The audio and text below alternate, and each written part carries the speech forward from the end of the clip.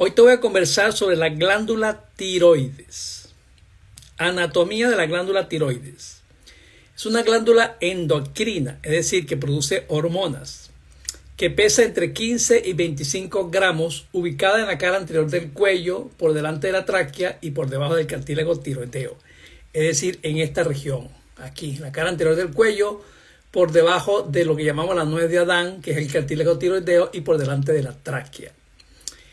Está formada, tiene una forma de H, de la letra H. Está formada por un lóbulo izquierdo, otro lóbulo derecho de forma cónica, que miden 5 centímetros de largo por 2 centímetros de ancho y 3 centímetros de grosor, unidos por un istmo central que mide 1,25 centímetros. No tiene la forma de la letra H. Fisiología o funcionamiento de la glándula tiroides.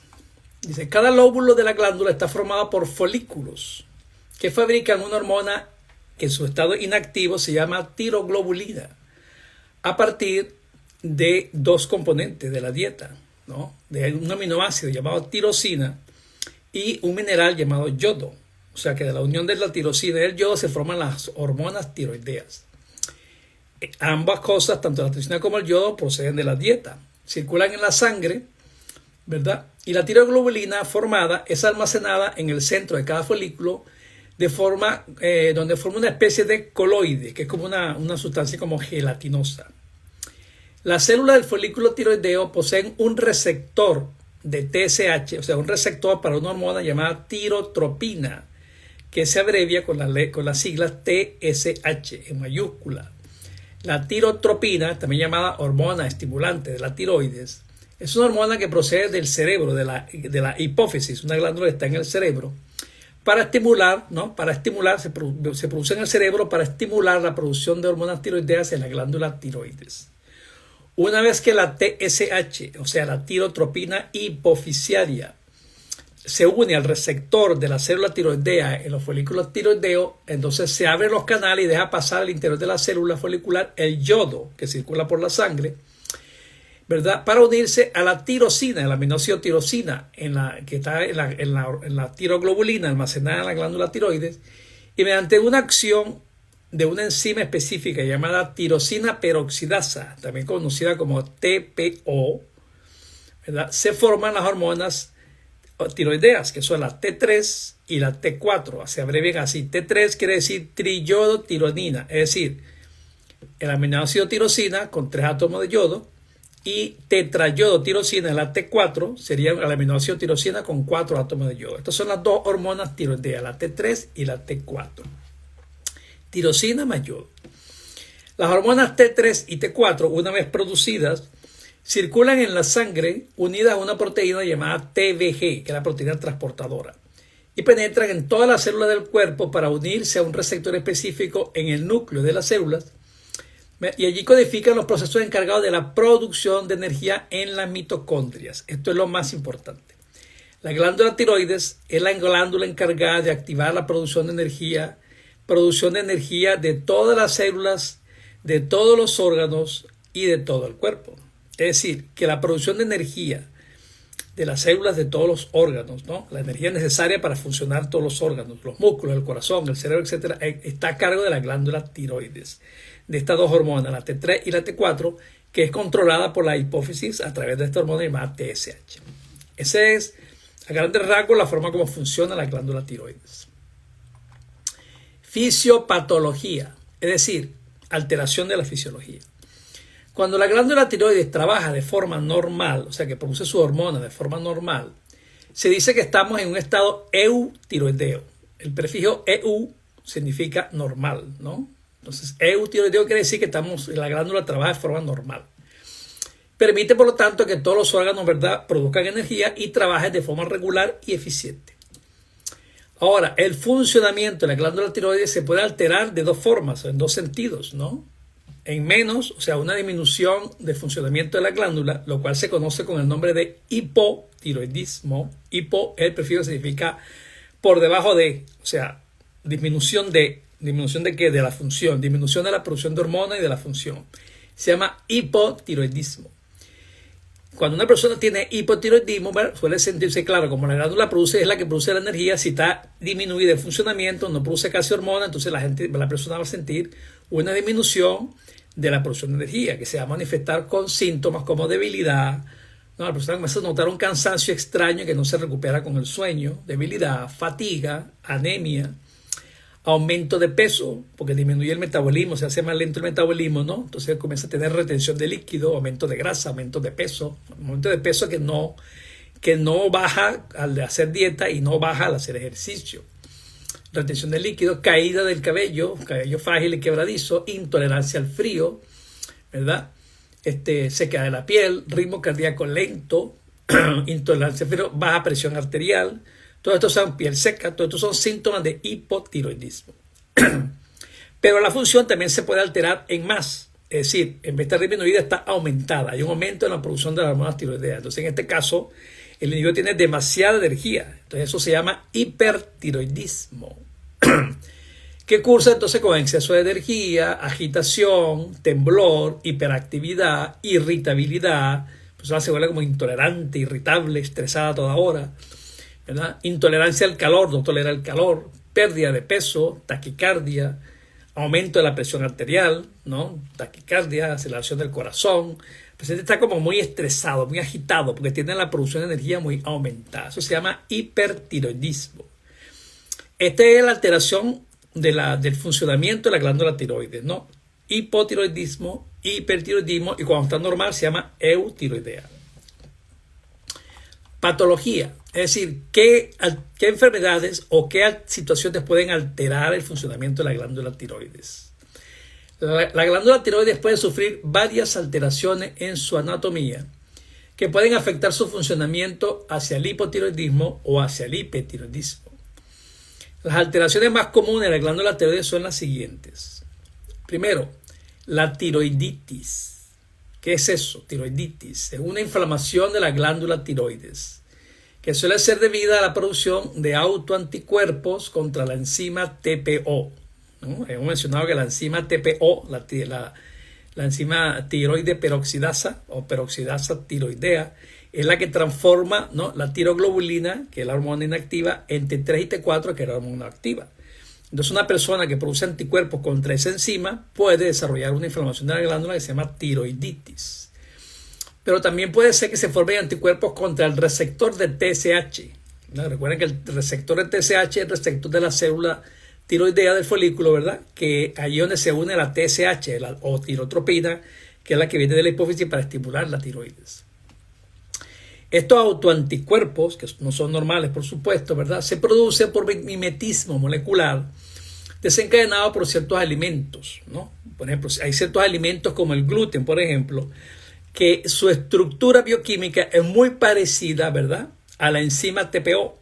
Entonces el organismo se confunde cuando una persona que come gluten, si tiene inflamado el intestino, que el gluten produce inflamación y está alterada la permeabilidad del intestino, la proteína sin procesar pasa a la sangre y entonces el sistema inmunológico la detecta y produce anticuerpos contra esa sustancia, contra el gluten. Pero como el gluten es muy parecido a la TPO, entonces esos anticuerpos pueden atacar la enzima, ¿no?, la enzima esta peroxidasa de tiroides, y pueden inflamar la glándula tiroides. Es lo que se llama una tiroiditis inmunológica o autoinmune, que es la causa más frecuente de inflamación o de tiroiditis. Hay otras tiroiditis, por ejemplo, ¿no?, viral, durante el embarazo también puede haber una tiroiditis, pero la más común es esta, la autoinmune, que hay dos tipos, ¿no? O sea, está lo que se llama la tiroiditis de Hashimoto, que es la más común, ¿verdad?, cuando se producen anticuerpos contra la enzima TPO, y la tiroiditis de Graves-Basedow, se llama así, enfermedad de Graves-Basedow, que se caracteriza porque los ojos se ponen así como, salen hacia adelante, ¿no?, como muy pronunciados, como el cangrejo, ¿no? Se llama exoftalmo. Eso es típico de la tiroiditis de Graves-Basedow. Y bueno, durante una tiroiditis, la glándula puede alterar su funcionamiento tanto en disminución, hipotiroidismo, como en aumento, hipertiroidismo. O sea que la persona con la tiroiditis puede estar hipotiroidea o puede estar hipertiroidea. Incluso puede durar un tiempo hipertiroidea, 3, 4, 5 meses, y después pasarse a un hipotiroidismo. O sea, puede incluso tener la alteración en más y en menos de la glándula durante el tiempo que dura la tiroiditis. Bien, esto es un problema muy frecuente, el problema de la tiroiditis. Otra alteración que puede afectar la glándula tiroides son los llamados nódulos tiroideos, ¿no? O sea, los nódulos son como son pequeños tumores que aparecen en la glándula tiroidea, ¿no? Pueden ser únicos, un nódulo solitario, uno solo, ¿verdad? O múltiples, varios nódulos. Y pueden afectar o no afectar la función de la glándula tiroides. O sea, la glándula puede tener un nódulo o varios nódulos y puede ser que esté funcionando normal, o sea, esté eutiroidea. O puede ser que ese nódulo en algún momento determinado afecte a la función de la glándula y se ponga hipotiroidea o hipertiroidea. O sea que la presencia del nódulo no necesariamente afecta la función, sino que la puede afectar o no la puede afectar. Bien, estos nódulos, ¿verdad? Pueden ser de varios tipos, de varias naturalezas, ¿no? Por ejemplo, pueden ser quísticos. Quistes es cuando el nódulo está lleno de líquido. Cuando el nódulo está lleno de líquido se llama quiste, ¿verdad? Que puede ser un quiste líquido, o cuando está lleno de mucho coloide, de ese material gelatinoso, se llama quiste coloidal. Estos quistes, cuando los nódulos son quísticos, o sea, bien sea de líquido o coloidal, ¿verdad? Siempre van a ser benignos. O sea que los nódulos quísticos de la tiroides, líquido o coloidal, siempre son benignos. Pero los nódulos también pueden ser sólidos, o sea que no tienen líquido, sino que son duros, sólidos, como una piedra. Entonces, bueno, estos nódulos sólidos pueden ser benignos, pero también pueden ser malignos.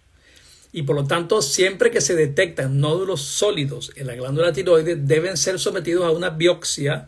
Se llama biopsia por punción, se llama PAF, P-A-A-F, que significa punción de aguja de aspiración fina, ¿no? La punción, se puye el nódulo guiado por ecografía, se extrae una pequeña cantidad para estudiarla al microscopio. Cuando estos nódulos sobrepasan los 8 milímetros, o sea, cuando usted le hace una ecografía tiroidea y le detectan nódulos sólidos, ¿verdad? Y tienen más de 8 milímetros, se debe someter a una punción PAF, porque los nódulos sólidos pueden ser benignos, pero también pueden ser malignos. Se calcula que más o menos un 20% de los nódulos sólidos pueden ser malignos, cáncer de tiroides. Bien, estos son los nódulos, ¿no? Quistes, ¿verdad? Benignos y sólidos, benignos o malignos, que pueden afectar o no pueden afectar la función de la glándula tiroides. Y puede haber uno solo o pueden haber múltiples, lo que llaman la enfermedad multinodular. ¿Qué otra cosa puede alterar la glándula tiroides? Bueno, algo que se llama el bocio endémico. La palabra bocio significa que la glándula tiroides está aumentada de tamaño. Porque normalmente cuando palpamos la glándula tiroides en el examen físico de los pacientes no se palpa. Porque la glándula es muy delgadita, mide apenas 2 centímetros de grosor y no es palpable. Cuando nosotros examinamos el cuello de un paciente y palpamos la glándula y la detectamos, quiere decir que tiene un bocio, o sea que está aumentada de tamaño. Es decir, bocio significa glándula tiroides aumentada de tamaño y palpable, que puede ser blando o puede ser duro. Bien, el bocio endémico, ¿verdad? Es un agrandamiento de la glándula tiroides que casi siempre se acompaña de hipotiroidismo, o sea, de una disminución de su funcionamiento, y es debido a una severa deficiencia de yodo en la dieta, ¿verdad?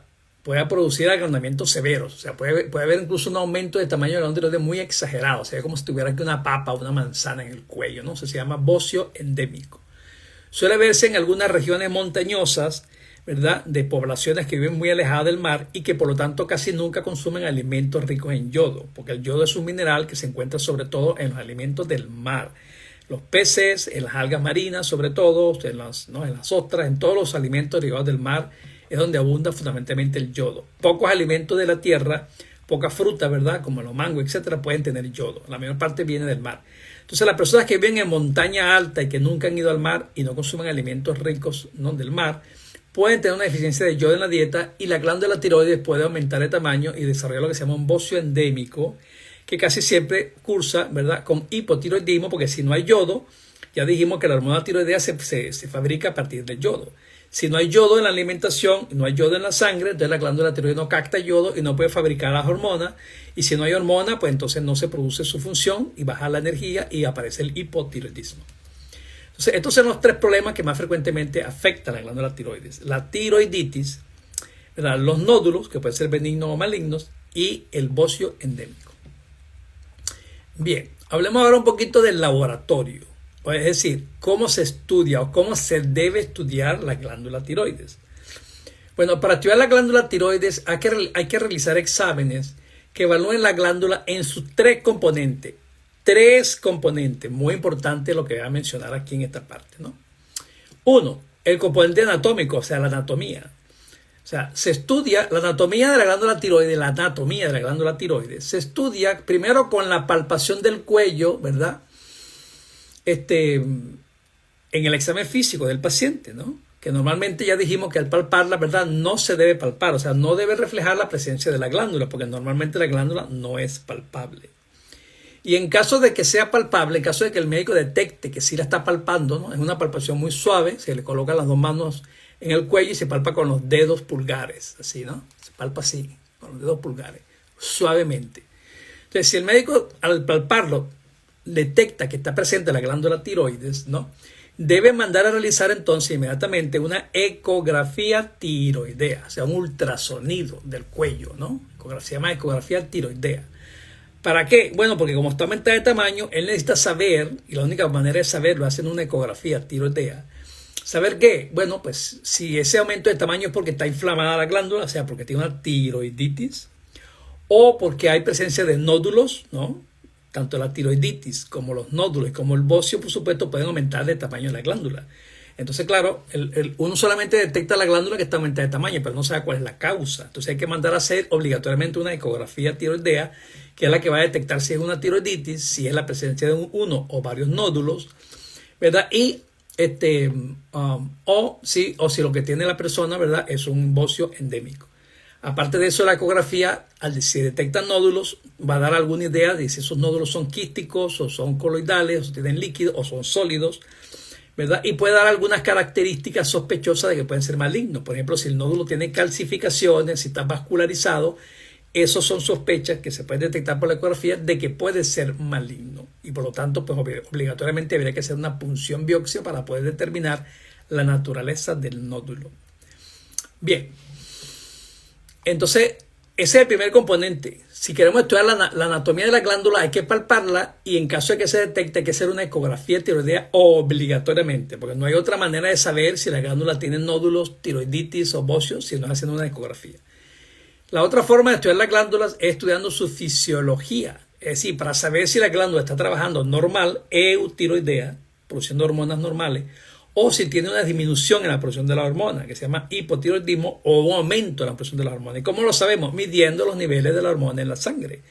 Entonces es importante determinar los niveles de las hormonas que se miden, la TSH, la T3 y la T4, que son las dos hormonas tiroideas, para saber si la glándula funciona de forma normal, eutiroidismo, en forma deficiente, hipotiroidismo, o en forma exagerada, o sea, elevada, hipertiroidismo. Ese es el segundo componente para estudiar la glándula tiroides, la fisiología. O sea que la glándula tiroides estudiamos la anatomía, estudiamos la fisiología, el funcionamiento, y en tercer lugar estudiamos también la inmunidad de la glándula tiroides. Como la causa de la tiroiditis más frecuente suele ser un trastorno autoinmune de inmunidad por la producción de autoanticuerpos, hay que determinar la presencia de esos autoanticuerpos. Entonces se mandan a medir en la sangre los anticuerpos anti-TPO, o sea, anticuerpo contra la enzima peroxidasa tiroidea, ¿no? O tiroidea peroxidasa, anti-TPO. También se mandan a medir los anticuerpos antitiroglobulina, o sea, anticuerpos contra la hormona tiroidea inactiva que está almacenada en la glándula tiroides. Cuando están presentes estos anticuerpos anti-TPO y antitiroglobulina, eso hace el diagnóstico de la tiroiditis de Hashimoto, que es la causa más frecuente hoy en día de tiroiditis y de hipotiroidismo. Sobre todo en las mujeres. Hay que decir, ¿verdad?, que generalmente las enfermedades de la glándula tiroides son mucho más frecuentes en las mujeres que en los hombres. De cada 10 pacientes, probablemente 8 o 9 son mujeres y 1, ¿verdad?, o 2 pueden ser hombres. Y la causa más frecuente es la tiroiditis de Hashimoto.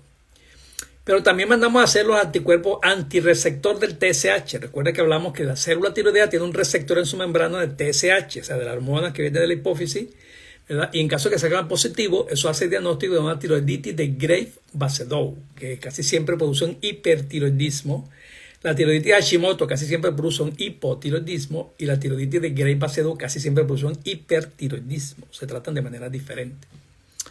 Bien, entonces, si usted quiere estudiar su glándula tiroides, tiene que estudiar esos tres componentes. El componente anatómico, ecografía. El componente fisiológico, medir las hormonas en sangre, TSH, T3 y T4. Y el componente inmune, medir los anticuerpos anti-TPO, antitiroglobulina y antireceptores TSH en la sangre.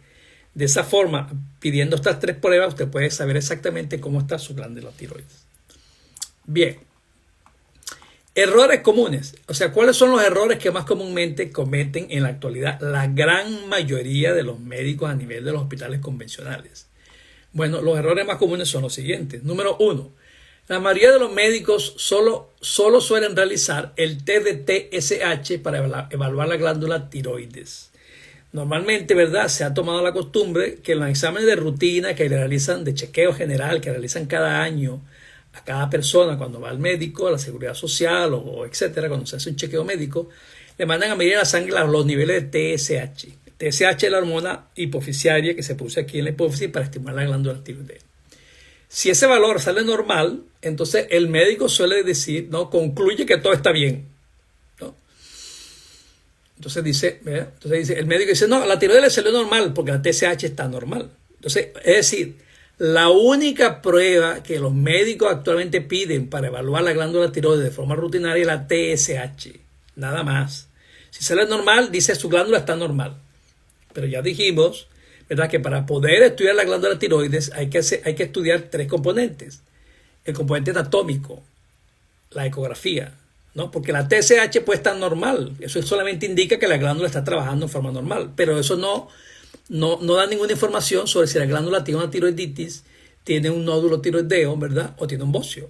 Porque la glándula puede tener una tiroiditis, puede tener un nódulo o puede tener un bocio y estar trabajando normalmente. Porque todavía la enfermedad no ha llegado a afectar su funcionamiento. Entonces, una TSH normal no nos dice nada sobre la anatomía de la glándula y mucho menos sobre la inmunidad de la glándula. Entonces, es decir, con un valor de TSH normal, decir que la glándula está completamente normal, eso es un error. La TSH solo informa sobre el funcionamiento de la glándula. La TSH no aporta ninguna información sobre la anatomía de la glándula, ¿verdad? Y tampoco aporta ninguna información sobre la inmunidad de la glándula. Entonces, estudiar la glándula tiroides solamente con un valor de TSH es una exploración, ¿verdad?, deficiente. La mayoría de los médicos, otro error, segundo error, la mayoría de los médicos no realizan la palpación del cuello de la glándula tiroides en el examen físico y mucho menos mandan a realizar la ecografía de tiroidea. Por esa razón, como los médicos no examinan la glándula tiroides ni mandan a hacer la ecografía tiroidea, no se descubre la mayoría de los nódulos tiroideos. Entonces, mucha gente tiene nódulos en la glándula tiroides y no lo sabe. Y va al médico, ¿verdad?, por mucha razón, por chequeo, por enfermedades de cualquier tipo, y el médico casi nunca palpa la glándula tiroides. Como casi nunca la palpa, no tiene la destreza en las manos de detectar cuando la glándula tiroides está ligeramente aumentada de tamaño, porque si nunca lo hace, el día que lo hace, pues no tiene la destreza. Porque para poner de esa destreza debería palpar todo paciente que se examina, cuando va al médico, se le debe palpar la glándula tiroides. Bien.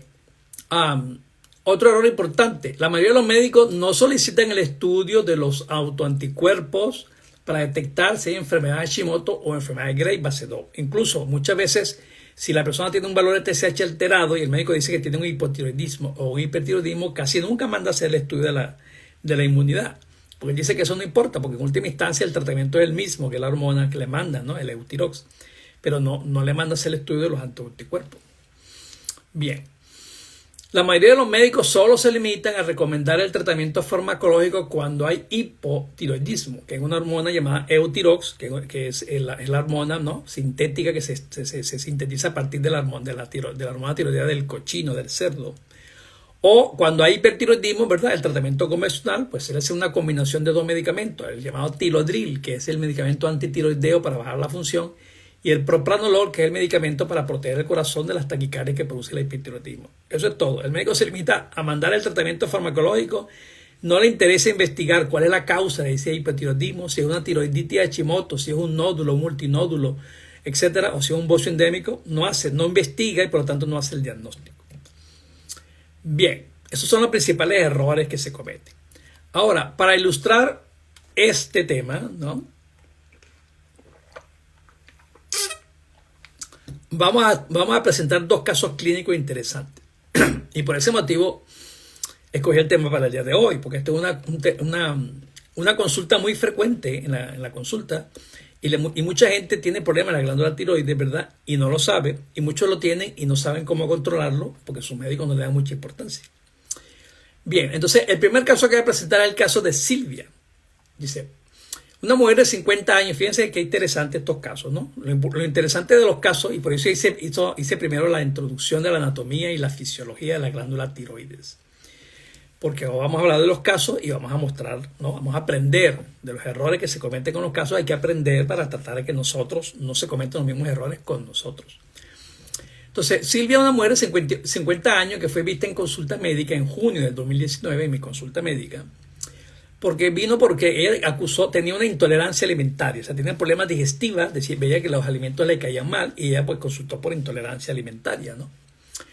Ahora, dijo ella en la consulta que nunca le habían estudiado la glándula tiroides y jamás en sus 50 años de vida le habían realizado una palpación del cuello. Fíjense, como digo, ¿no? La mayoría de los médicos casi nunca tocan el cuello.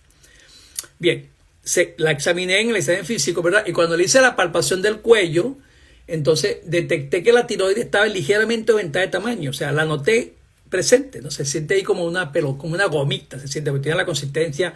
La glándula tiroides cuando se palpa tiene la misma consistencia de la punta de la nariz. Es como si estuviéramos palpando la punta de la nariz.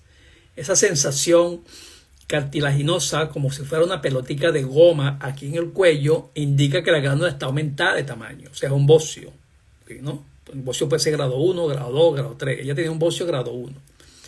Entonces, bueno, como le detecté, aunque esa no era la causa de su consulta, fíjense, esa no era la causa de su consulta. Ella fue por un problema digestivo. Pero en el examen físico que todo médico debe realizar cuando un paciente viene a consulta, aunque venga por un dolor de muela, aunque venga por un problema digestivo, aunque venga por un dolor en la rodilla, el médico está obligado a realizar un examen físico desde la cabeza hasta los pies, ¿no? Que obviamente uno primero interroga y viendo la causa uno se detiene en donde está el problema, pero uno debe realizar un examen físico completo, ¿no? Cabeza, ojos, nariz, boca, oídos, garganta, palpar la glándula tiroides, auscultar el corazón, los pulmones, examinar el abdomen, cómo está funcionando, los ruidos hidroaéreos, ¿verdad? Ver las extremidades inferiores y superiores, la parte neurológica. O sea, se debe hacer siempre un examen físico completo, porque pueden haber síntomas o signos ocultos que el mismo paciente no se ha dado cuenta, como en este caso, que tenía la glándula tiroides ligeramente aumentada de tamaño y ella no se había percatado porque nunca se lo habían examinado. Le detectamos ese pequeño engrosamiento allí y bueno, en vista de eso, siempre que se palpa la glándula tiroides aumentada de tamaño, pues se le recomienda una ecografía. Se le mandó una ecografía del cuello que reportó un nódulo solitario de 8 milímetros en el lóbulo izquierdo sólido. Fíjense, un nódulo sólido de 8 milímetros en el lóbulo izquierdo, un solo nódulo. Bueno, en vista de eso le pedimos exámenes de laboratorio de la tiroides, ¿no? Siempre le pedían la TSH, fíjense, ella siempre le pedían la TSH de rutina, incluso me llevó algunos exámenes de laboratorio que salía normal y le decía que su tiroides estaba perfecta. Cosa que no era cierto, ¿no? No, fíjense, TSH normal, pero no estaba perfecta, estaba aumentada de tamaño. La hormona TSH, T3 y T4 estaban normales, yo se las mandé a hacer y estaban normales y se concluyó que estaba en un estado eutiroideo, o sea, no tenía ni hipotiroidismo ni hipertiroidismo, pero la glándula estaba palpable. Los anticuerpos anti-TPO, antitiroglobulina y antirreceptor TSH también eran normales, ¿no? Se descartó, por lo tanto, la tiroiditis. Le mandé a hacer una evaluación por el endocrino. Se le solicitó la realización de una biopsia por PAF del nódulo tiroideo encontrado porque era sólido y tenía 8 milímetros de tamaño. Fíjense que el endocrino dijo que era muy pequeño y mejor era seguirlo o esperar y estudiarla cada 6 meses con ecografía. Y si crecía y llegaba a los 10 milímetros, ¿verdad? Se hacía la biopsia, si no, no. La paciente tuvo que visitar varios endocrinos hasta encontrar uno que estuviera dispuesto a realizar la biopsia. Yo les dije que tenía que buscar varios endocrinos hasta que le hicieran la punción, porque era un nódulo sólido que se descubrió por primera vez, tenía 8 milímetros, y bueno, pues los nódulos sólidos siempre hay que hacerles biopsia porque puede ser benigno o puede ser maligno. Se le hizo la biopsia. ¿Y qué resultó? El resultado de la biopsia reportó que era maligno, fíjense, sorpresa. El resultado de la biopsia, de la punción que le hicieron a la paciente, resultó que era maligno, la biopsia. Y por lo tanto le diagnosticaron un cáncer folicular de tiroides estadio 1. Cáncer folicular de tiroides estadio 1. ¡Wow! Fíjense, sorpresa, ¿no? Yo tampoco me imaginé que la cosa iba a llegar hasta ese extremo. Pero bueno, por eso presentamos los casos clínicos. ¿Para qué? Porque cada caso clínico y cada experiencia nos enseña ¿no? A no cometer los mismos errores que se cometen con otros pacientes y por lo tanto pues salvaguardarnos de eso, ¿no? ¿Cuál fue la evolución médica de esta paciente? La paciente fue sometida a la extirpación radical de toda la glándula tiroides, o sea, se le extrajo toda la glándula tiroides. Y al estudiar la pieza operatoria en el microscopio, ¿verdad?, reportó la presencia de otros nódulos más pequeños, igualmente malignos, en toda la glándula. O sea, que se detectó ese que tiene 8 milímetros, pero había otros más pequeñitos, de 1 milímetro, 2 milímetros, distribuidos en los dos lóbulos, en toda la glándula, que también eran malignos. O sea, que ese cáncer iba para adelante, cuando explotara, iba a explotar con toda su fuerza y probablemente regaba por todo el cuerpo. Afortunadamente se pudo extraer, ¿verdad? Y como era tan pequeño, pues se pudo detectar, ¿no? Se le administró yodo radioactivo después de la operación y la paciente evolucionó muy bien. Con el yodo radioactivo, pues quedó completamente curada, ¿no? 5 años después del tratamiento, eso fue en 2019, todavía la paciente la veo, ¿no?, una vez al año, en 2020, estamos en el 2024, 5 años después, la paciente se mantiene libre de tumoración, no ha aparecido más glándulas, ¿no?, más tumoración tiroidea por ninguna parte. Y obviamente pues toma la hormona Eutirox, porque después de retirar la glándula, por supuesto ya no tiene hormona y por lo tanto es una hipotiroidea quirúrgica, o sea, por cirugía, para toda su vida, y tiene que tomar la hormona Eutirox, ¿verdad? Y que se mantiene bien controlada. Entonces, fíjense, este es un caso interesante, ¿no? Un cáncer de tiroides oculto que nadie se imaginaba que está presente, que lo detectaba por una palpación. Siempre le habían hecho TSH en sangre, su glándula está normal, tiroides está normal, no estaba nada normal, pero obviamente como el nódulo no había afectado la función de la glándula, pues como solamente le hacían la TSH, decían que siempre estaba normal. Pero por no hacer el estudio completo de la glándula tiroides, que se debe hacer, como hemos dicho, con 3 componentes: la palpación, la ecografía, detecta el nódulo, la TSH para ver si está normal, el funcionamiento, T6, T34, y los anticuerpos para ver si es una tiroiditis. Si no le hacen esos 3 estudios, no se puede saber realmente si la glándula tiroides está realmente normal. Fíjense este caso de esta paciente. Afortunadamente a la paciente se le detectó el cáncer de tiroides, se pudo tratar a tiempo y sobrevivió. Pero imagínense ustedes, el endocrino quería hacerle controles cada 6 meses hasta que llegara a 10 milímetros. Imagínense, ¿no? Si ese cáncer iba a tardar 1 año, o 8 meses, o 10 meses a llegar a 10 milímetros, pues bueno, probablemente se iba a diseminar por el cuerpo y cuando el médico fuera a actuar, a lo mejor iba a ser muy tarde, ¿no? Fíjense los errores interesantes de los cuales hay que aprender. Bien, caso número 2, el caso de Pablo. Fíjense, presentación. Hombre de 26 años atendido en enero de 2019 por fatiga y disfunción eréctil. Fue referido al endocrino por tener un valor de TSH elevado, ¿no? Fue al médico, le midieron la TSH y estaba elevada. El endocrino le diagnosticó dijo que le tenía un hipotiroidismo y que por eso sentía fatiga y tenía disfunción eréctil. Y le dijo que tenía que tomar Eutirox de por vida, la hormona que sustituye la hormona, ¿no?, de por vida. No le realizaron ningún otro estudio ni le dijeron cuál era la causa de su hipotiroidismo. En el laboratorio que le hicimos tenía la TSH elevada, la T3 normal, pero tenía la T4 baja. O sea, una de las 2 hormonas estaba baja, la T4. Eso hace el diagnóstico de hipotiroidismo. Pero le mandamos a medir los anticuerpos anti-TPO y salieron elevados, ¿no? Tenían 900, valor normal hasta 50, y él tenía 900. Entonces, por lo tanto, le hicimos el diagnóstico de una tiroiditis autoinmune de Hashimoto, que como ya dijimos es muy poco frecuente en los hombres. Fíjense, este era un hombre de 26 años. 1 de cada 10 casos, hombre, y a este le tocó. Estaba positivo, ¿no? Le hicimos una ecografía de la glándula tiroides y detectó que tenía un patrón compatible con tiroiditis, porque en la ecografía se puede hacer diagnóstico de tiroiditis, y no se detectaron nódulos, no había nódulos. La glándula estaba ligeramente grande, tenía un bocio. Se le realizó también un test de intolerancia al gluten que salió positivo, porque cuando hay una tiroiditis autoinmune de Hashimoto, siempre hay que hacer investigación de intolerancia al gluten, porque se ha visto que hay una relación entre el gluten y la tiroiditis. Ya dijimos, ¿no?, que el gluten es una proteína alimentaria presente en los carbohidratos, en los cereales, que es muy parecida, su estructura es muy parecida a la enzima TPO, y si pasa del intestino a la sangre por la permeabilidad intestinal, que está inflamada la pared del intestino y no se metaboliza, el sistema inmunológico puede producir anticuerpos contra el gluten y confundirse y atacar la glándula tiroides. Entonces a él se lo hicimos y salieron positivos. Por lo tanto, le indicamos el siguiente tratamiento. Se le indicó una dieta normalmente libre de gluten, totalmente libre de gluten, porque si tenía problemas con el gluten y el gluten es el que estaba originando la tiroiditis, le quitamos el gluten de la dieta. Se le indicó que no consumiera alimentos, y también se le dijo que no consumiera alimentos que bloquean la tiroides. Hay algunos alimentos en la dieta que son antitiroideos, como son el brócoli, el coliflor, los coles de Bruselas. Y cuando un paciente diagnosticado de hipotiroidismo, se le manda a retirar estos alimentos. Se le aumentó tratamiento con algas marinas kelp ricas en yodo para aportarle yodo a la glándula tiroides. También se le mandaron multiminerales porque la glándula tiroides también necesita otros minerales como el flúor, por ejemplo, como el selenio, son importantes para la glándula tiroides.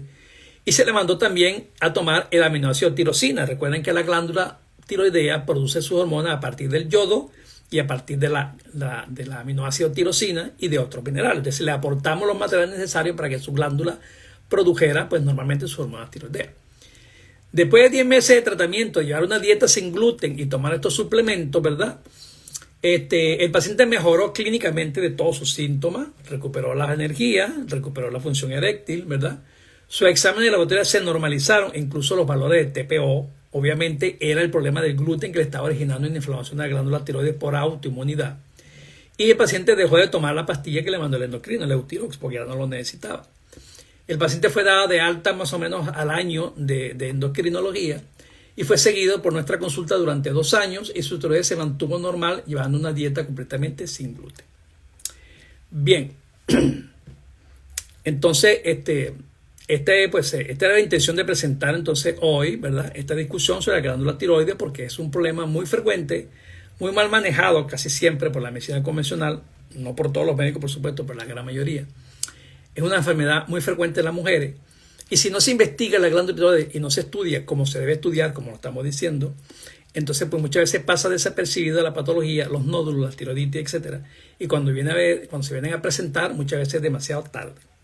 Aparte de eso, la glándula tiroides, como en el caso que mencionamos de este joven, ¿verdad?, responde muy bien a los tratamientos naturales. Los hipotiroidismos se tratan muy bien con yodo, con kelp, con algas marinas, con aminoácido tirosina, con multiminerales, con multiaminoácidos, con desinflamatorios naturales como curcumina, bocuel, etc. Y los hipertiroidismos también responden muy bien a la medicina natural. Se trata muy bien con el aminoácido carnitina, que es antitiroideo, y una planta que se llama melisa, que también tiene una acción antitiroidea muy efectiva. Hemos tratado un par de casos, ¿verdad?, recientemente con muy buenos resultados. Por lo tanto, ¿verdad?, controla muy bien, chequea muy bien tu glándula tiroides, no te dejes piratear, no, por tu médico que solamente te manda a hacer la TSH. Si nunca te has hecho una ecografía tiroidea, si nunca te han palpado la tiroides, por lo menos que te manden a hacer un ultrasonido tiroideo para ver si no está presencia de nódulo. Sobre todo, muy importante, las personas que tienen empastes de mercurio en la boca, ¿verdad?, tienen una alta frecuencia de desarrollar nódulos tiroideos. Es una relación que hemos visto en la consulta y que está descrito, ¿no? Porque cada vez que se mastica se libera mercurio y el mercurio, ¿verdad?, suele ser tóxico para la glándula tiroides. También si tú consumes alimentos que compran en supermercados convencionales llenos de herbicidas y pesticidas, hay muchos herbicidas y pesticidas que le agregan a los alimentos, como el glifosato, ¿verdad?, que se llaman disruptores endocrinos, que tienen la capacidad de unirse a las glándulas endocrinas y alterar el funcionamiento de la glándula y la producción de hormonas. Por lo tanto, pues por esas razones hay que estudiar muy bien la glándula tiroides si tú tienes esta predisposición y estos antecedentes de empaste de mercurio, consumo de alimentos ricos en herbicidas y pesticidas que no son ecológicos, etc. Porque un diagnóstico a tiempo puede resolvernos muchos problemas de salud más adelante. Mejor prevenir que lamentar. Bueno, gracias por tu atención y espero que de aquí en adelante cuides mejor tu glándula tiroides. Hasta pronto.